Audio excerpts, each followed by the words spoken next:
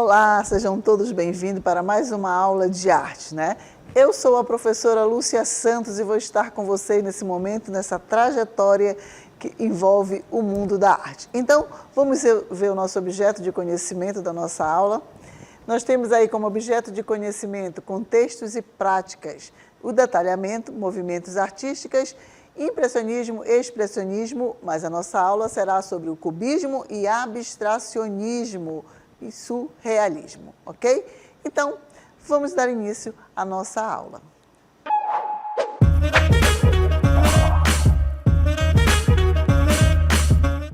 Ok, então vamos dar início, né, à nossa aula e dentro desse contexto que envolve a arte, eu estou aqui em um cenário que para vocês aí pode ser o quê? Um pouco diferenciado, é como se esse ambiente, nessa paisagem, estivesse o quê? Petrificadas, mas ela tem como se fossem formas geométricas, não é verdade?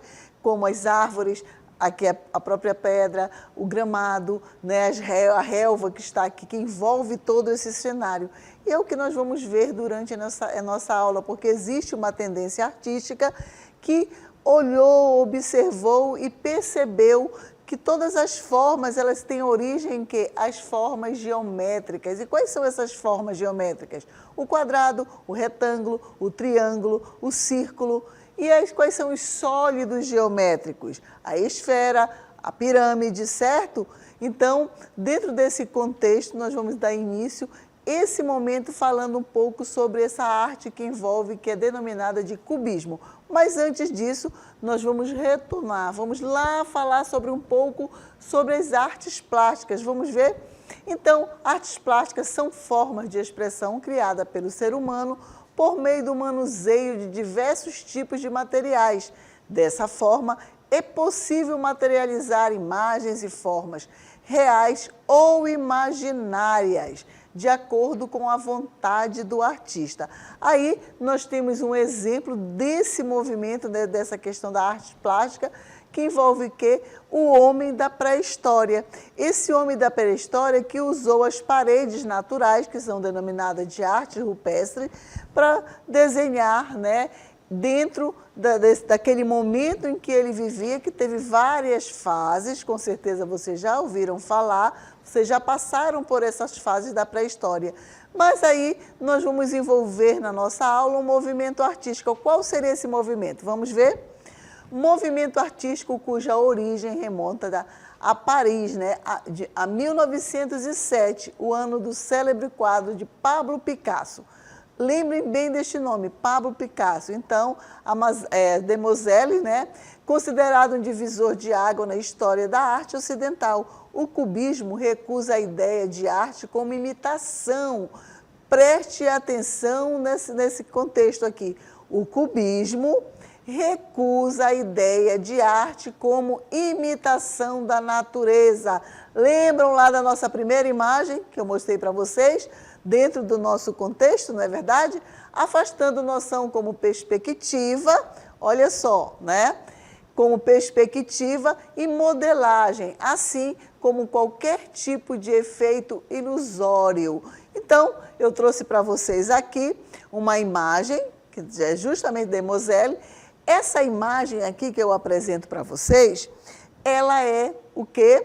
Ela traz vamos dizer, justamente esse contexto das formas geométricas, mas Pablo Picasso ele vai além, ele vai buscar na cultura africana as máscaras africanas, tá? Então, nesse item, nós podemos ver aqui agora, vocês observaram, né?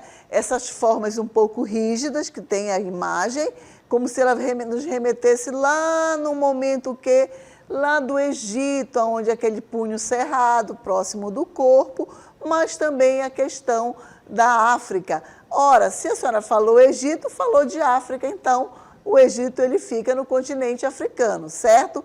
E aí vamos falar um pouquinho mais sobre a imagem que o cubismo traz. Qual é o pensamento desses artistas? Vamos ver? Então, não se imita aquilo que se quer criar. Certo?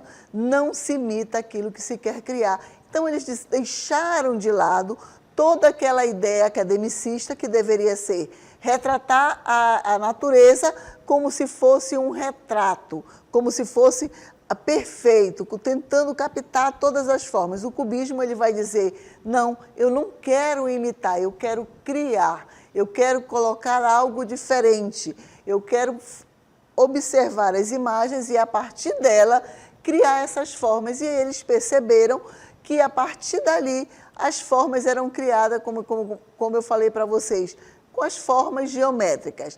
E aí, o espaço, o quadro, né, vai ter uma outra conotação, que nós temos aí como texto, o espaço do quadro, plano sobre o qual a realidade é recriada. Então, um quadro é denominado de plano. Uma parede também é denominada de plano, tá? É onde o artista coloca a sua obra, coloca a sua ideia. Continuando o texto, rejeita distinções entre forma e fundo ou qualquer noção de profundidade. Nele, corpos, paisagens, sobretudo objetos como garrafas, instrumentos musicais e frutas, têm sua estrutura cuidadosamente investigada nos trabalhos de Braque e Picasso.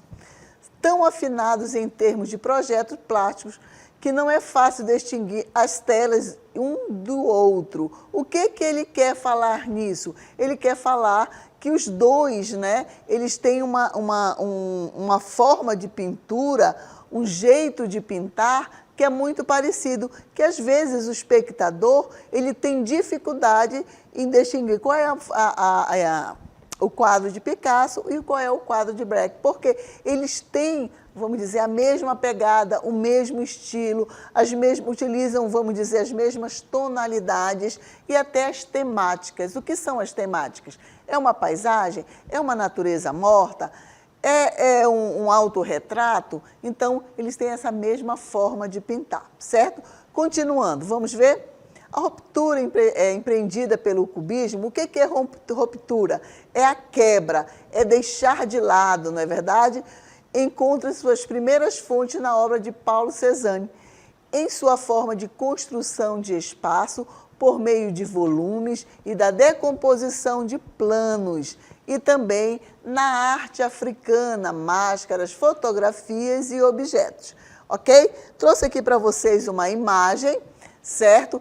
Essa imagem aqui é de uma natureza morta. Às vezes as pessoas dizem, natureza morta é uma queimada, é uma árvore derrubada. Não, é toda a composição, é todo quando um artista retrata objetos inanimados. O que são objetos inanimados?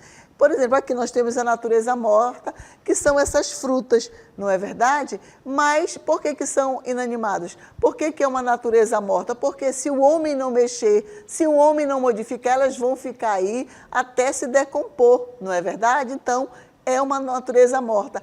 Professora, mas se essas frutas fossem para uma árvore, estivessem numa árvore e o artista representasse, seria uma paisagem, certo? Porque ela continua no seu habitat.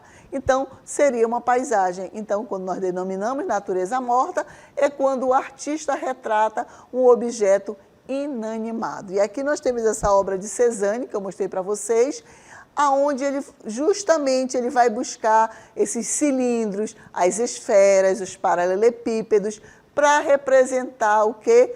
A natureza, as formas, não tentando copiar como se fosse uma fotografia, ok? Mas o cubismo ele também tem uma particularidade, vamos ver? O cubismo se divide em duas grandes fases, até 1912, né, no chamado cubismo analítico. Observa-se uma preocupação predominante com as pesquisas, estruturas, por meio da decomposição dos objetos e do estilhaçamento dos planos e forte tendência ao monocromismo. Entre 1912 e 1913, as cores se acentuam e a ênfase dos experimentos é colocada sobre a recomposição dos objetos. Eu trouxe para vocês aqui porque que é analítico, porque o cubismo, quando eles trazem essa tendência, aqui, ó, vocês viram que tinha uma imagem de um autorretrato, certo? E aí, o cubismo analítico, os artistas eles começam a fragmentar tanto a imagem, a decompor, né, que chega um momento que o espectador ele não consegue mais reconhecer a imagem. Não sabe se é um autorretrato, não sabe se é uma natureza morta, se é uma paisagem. Então, eu pedi para reproduzir aqui esse autorretrato, eles vão fragmentando, que chega um momento que eles não conseguem mais reconhecer. Então, é chamado de cubismo analítico, tá? E eles usam geralmente as cores monocromáticas. Aqui, justamente, está sendo representado aqui nessa imagem para vocês. Primeiro, você vê que é a imagem de um homem, aí vamos dizer que os cubistas eles começam a fragmentar, eles não querem imitar o real, a foto, mas eles começam a fragmentar. Nós já conseguimos perceber, mas chega um momento que você não sabe mais se é a fotografia de um homem ou o que é. Mas aí, com esse pensamento, eles percebem, nossa, nós chegamos no momento que nós não conseguimos mais reconhecer as imagens que nós estamos retratando, e aí eles voltam, que é chamado de cubismo sintético. Vamos ver o conceito? No momento do cubismo sintético, elementos heterogênicos, recortes de jornais, pedaços de madeiras, cartas de baralho, caracteres tipográficos, entre outros, são agregados à superfície das telas, dando origem às famosas colagens, amplamente utilizada a partir de então. E aí, dentro disso, eu trago para vocês também aqui a imagem de um violão, e aí eles voltam de novo para que o público consiga reconhecer o objeto. Só que quando eles trazem o cubismo sintético, eles trazem novamente a imagem a ser reconhecida, eles continuam a fazer as imagens utilizando o quê? As formas geométricas, apresentando o objeto em um único plano, como se, vamos dizer, essa viola, né, essa guitarra tivesse cortada e eles colassem tanto as costas da viola, dentro da viola, a frente da viola, em um único plano. E é chamado de cubismo sintético, que eles voltam as formas serem reconhecíveis, mas eles trazem uma pegada. O que é essa pegada? Eles começam a trazer a sensibilidade tátil. O que é isso? Eles começam a colar pedaços de vidro, jornais, madeiras nas suas obras. Então, causa essa sensação tátil, tá? Então, nós temos o cubismo analítico, é a fragmentação, e o cubismo sintético, quando as formas são novamente trazidas para ser reconhecidas pelo público, como eu trouxe aqui para vocês nessa animação, certo? Vamos agora falar mais um pouquinho sobre esse cubismo. Vamos lá? Então, o cubismo pode ser considerado, tá, uma das principais fontes de arte abstrata, e suas pesquisas encontram-se adeptos no mundo todo. No Brasil, influências, né, do cubismo podem ser observadas em parte dos artistas reunidos no modernismo de 1922, em alguns trabalhos de Vicente do Rego Monteiro, Antônio e, sobretudo, na obra de Tarsila do Amaral. Certo? Então, o Brasil também ele tem essa pegada em relação ao cubismo, principalmente na Semana de Arte Moderna. Continuando, a presença do geometrismo, ou seja, a representação da realidade por meio de figuras geométricas, o rompimento com os conceitos de harmonia, proporção, beleza e perspectiva. Outra característica, vamos ver? Fonte de inspiração na Revolução Industrial, em cenários urbanos no início do século XX. Buscas pelos múltiplos pontos de vista. Aquilo que eu falei para vocês, apresentando o objeto em várias formas, de várias perspectivas, mas em um único plano. É como se você visse uma pessoa, eu fosse representada por um artista cubista, mas eu estou em um único plano, mas vocês vão conseguir ver as minhas costas, o meu lado, a parte de baixo, em um único plano. Tá? Então, eles fragmentam as imagens usando essas formas geométricas. Continuando com as características. O predomínio de cores mais sóbrias ou opacas, por exemplo, branco, verde escuro, preto, cinza, castanhos, laranja escuros, ocre, vermelho escuro e etc. Continuando, o uso de técnicas de colagem com mais variados objetos, pois temos a presença de recorte de jornal, madeiras, objetos diversos, cacos de vidros, entre outros. A ideia era utilizá-los para compor as mais variadas cenas retratadas. Falando ainda do cubismo, representação de forma, da natureza simples, a mais simples possível, não comprometimento a uma representação exata de cenários, pessoas ou objetos. Então, essas são algumas características do cubismo e vamos passar por uma outra tendência artística que vocês também vão adorar. Vamos lá? Aqui nós temos, certo? Aí, as imagens aqui acima, nós temos aqui e aqui, são imagens que são chamadas de quê? Abstracionistas, são abstracionismo, não é verdade? O que é isso? São formas e cores que vão trabalhar com a emoção do espectador, os sentimentos, mas não com formas reconhecíveis. O cubismo, ele fragmentou, mas ele ainda reconhecia se era uma mulher, se era a natureza morta, se era uma paisagem, não é verdade? Já o abstracionismo, ele vai ter essa pegada em quê? Em sentido amplo. O abstracionismo refere-se às formas de arte não rígidas, pela figuração e pela imitação do mundo. Eles sim não vão imitar o mundo, mas eles vão trabalhar com as cores, com as formas geométricas, mas sem fixar em formas figurativas, reconhecidas pelo homem, como uma bandeira, uma mulher, uma fruta, uma árvore. O abstracionismo, ele vai trabalhar dessa forma, com as cores e a emoção. Vamos ver mais um conceito? Em acepção, aquela parte que é realmente de duas formas, em acepção específica, o termo liga-se às vanguardas europeias das décadas de 1910 e 1920, que recusam a representação ilusionistas da natureza. Então, eles não querem retratar a natureza, eles vão deixar de lado, eles vão recusar e trabalhar somente com formas e cores. Continuando, a arte abstrata é uma arte não objetiva, que não tem uma representação precisa de uma realidade visual. Aquilo que eu falei para vocês, eles não vão tentar retratar uma árvore, uma mulher, um animal, não, tá? Mas usa formas, cores, texturas e marcas gestuais para alcançar seu efeito.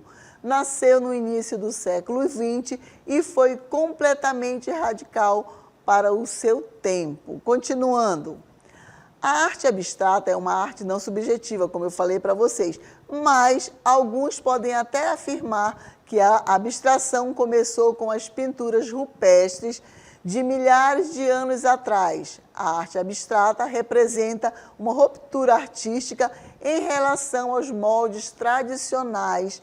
Essa foi a principal característica. Inúmeros movimentos artistas aderem à abstração, que se torna, a partir da década de 1930, um dos eixos centrais da produção artística no século XX. Ok? Então, falando sobre essa arte abstrata, quando a gente trabalha com os sentimentos, trabalha com o impulso humano, trabalha com as cores, mas essas cores, essas formas, elas vão sim ter todo um contexto, ter toda uma emoção que vai ser tratada com o público. Quando o público observar, ele vai se sentir, as cores vão ser agradáveis e também vai ter aquela emoção de tristeza, de alegria, assim como as formas figurativas também. A arte abstrata moderna, que conhecemos hoje, pode ser atribuída ao impressionismo, pós-impressionismo e cubismo. Todos os três ajudaram a perceber a ideia de que a arte poderia não ser representativa. Lembra daquela frase? Quem quer criar, não imita, certo? Então, quem quer criar, não vai imitar. O que é imitar? Representar como a natureza é, como era lá no Renascimento, que era como se fosse uma fotografia perfeita, não é? Não existia fotografia, mas existiam as pessoas que pintavam lá para o Renascimento. E aí era como se fosse um retrato. Esses artistas de vanguarda, o que é vanguarda? É o primeiro, é o início, é o que iniciaram a forma, aquela tendência, o jeito de ver. Os cubistas fazem parte dessas vanguardas, como o impressionismo. Eu sempre falo que são ismos, né? Impressionismo, cubismo, surrealismo, e eles vão ser justamente os pioneiros, os primeiros a deixar a questão acadêmica de lado e criar uma nova forma de representação, certo?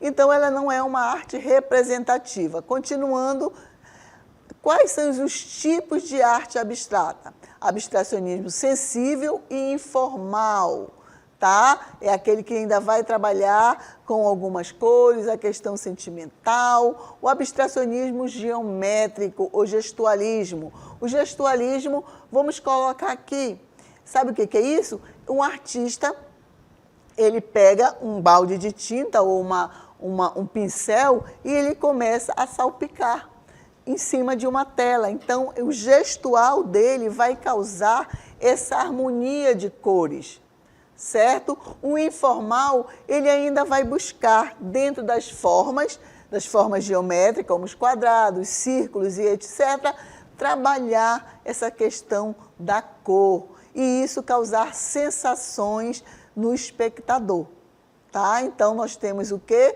São esses tipos aqui que nós vimos da arte abstrata, tá? O abstracionismo sensível ou informal, o abstracionismo gestualístico, tá? Que é o gestual, aquele que eu falei para vocês. Então, vamos ver agora os conceitos deles, vamos lá? Abstracionismo sensível ou informal. Predominam os sentimentos, emoções, as cores e as formas são criadas livremente na Alemanha, certo? Surge um movimento denominado o Cavalo Azul, cujos fundadores são Kandinsky, tá? E Frax. Então, entre outros, o que é o abstracionismo geométrico? Vamos lá? É a arte abstrata geométrica que teve bastante influência do movimento cubista e do futurismo, tá? Então, essa tendência futurista, que trabalha justamente a questão das máquinas, não é? A velocidade das máquinas. Isso devido ao uso de formas geométricas e como uma característica mais racional e dura nas representações. Sendo assim, as linhas e cores são organizadas de forma a resultar em uma composição majoritariamente geométrica. Continuando, essa característica dessa pintura. As obras abstracionistas não imitavam o objeto. Olha aí, as obras abstracionistas não imitavam objetos, natureza ou pessoas, mas representavam o quê? Que eu já falei, as emoções do artista de maneira abstrata e desconstruída, sem estarem subordinadas à representação da realidade. Mais uma vez, elas não estavam subordinadas à representação da realidade. As principais características das obras de arte desse estilo artístico podem ser resumidas da seguinte forma. Vamos ver? Arte abstrata, certo? Se distancia da reprodução literal do mundo real. Objetos e figuras reconhecíveis, portanto, não são exibidas nas obras. Então, você não vai ver nenhuma forma, tá, reconhecível, como eu falei, como uma árvore, uma pessoa, um animal, uma fruta, você não vai ver na arte abstrata, que é chamada ausência de representação figurativa. Na arte abstrata, você não vai ver isso. Foco na forma e na cor. Então, a arte abstrata ela vai trabalhar muito nessa questão, no foco, na forma e na cor. As formas geométricas, linhas, cores e texturas assumem o papel principal na composição da obra. São utilizadas para transmitir emoções, ideias e sensações, criando uma experiência estética singular para o observador. Interpretação subjetiva, mais uma característica dessa tendência artística. uma das características mais importantes da arte abstrata é a liberdade de interpretação. Cada observador interpreta a obra de maneira individual, segundo suas próprias experiências, emoções e referências. Então, é uma interpretação subjetiva. Experimentação e inovação. A arte abstrata busca por novas técnicas, materiais e forma de expressão. Os artistas experimentam com diferentes ferramentas e suporte, explorando as possibilidades e linguagem visual e desafiando os limites da arte tradicional, que é aquela arte que retrata os objetos figurativos, né? Aquela arte que faz como se fosse uma fotografia. Os abstracionistas não, eles não querem imitar a natureza, eles querem criar através das suas emoções e principalmente trabalhando com as cores. E aí, subjetividade e liberdade criativa. A arte abstrata valoriza a subjetividade do artista e sua liberdade criativa. Não há regras ou dogmas. Vocês sabem o que é dogma, gente? Então pesquisem aí. O que é dogma? Dogma é algo que diz assim, só é desse jeito, é a verdade única. Então não pode mudar. A arte abstrata, os artistas dessa tendência, eles falavam assim, pode mudar sim. Eles não vão estar presos às convenções acadêmicas. Tem que ter perspectiva, tem que ter imagem figurativa, não. Eles criam, eles têm a liberdade de criação através das cores, das linhas, das formas geométricas, certo? Mas sem elementos figurativos, vamos dizer, da natureza. Continuando. O artista é livre para explorar diferentes formas de expressão.